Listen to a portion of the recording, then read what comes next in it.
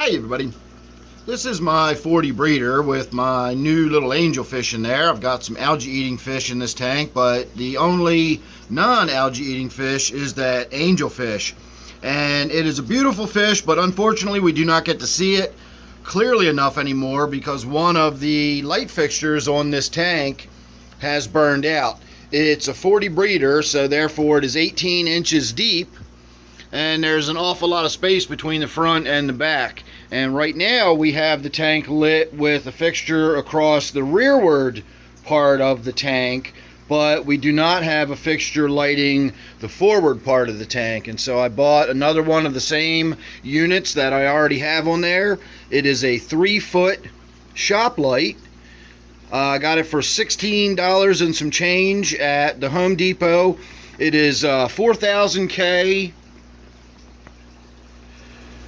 3,000 lumens, 30 watts. You get the idea. It's a nice little light. You can already see what the original one that's in there looks like in the tank.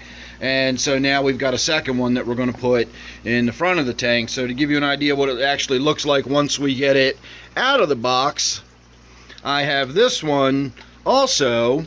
And this one is going to be going on Butterbean's tank, and what I did was I installed an inline switch. That switch does not come on these. I put that on myself. So on Butterbean's tank, I only keep one light lit under normal circumstances, and then when I want to light the other one, I can just go ahead and hit the switch. It'll turn the forward light on, and then that tank is ready to have some video shot on it or whatever. That's the only time I turn that forward light on. So that one's going to go on Butterbean's tank, basically the same deal, 40 breeder.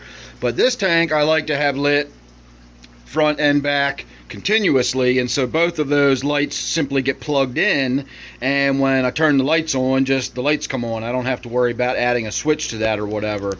So this is basically just going to be a simple before and after, and we will call that your before, and there's your after. So it makes a huge difference between just lighting the tank partially and lighting it fully. With one light on it, you can put the light across the back, you can kind of run it down the center, or you can move it across the front. And in any of those positions, it will really change the way the tank looks and feels. It changes the way the light falls on everything. It changes where the shadows fall. It really changes the sense of depth in the tank. The only problem I have with this tank is I don't have anything behind it, and you can just see that ugly 1970s wall paneling back there, although I do like my fish art on the wall that my wife got me. But I also like that fish art on the wall that my wife got me. The fish clock over there was my idea.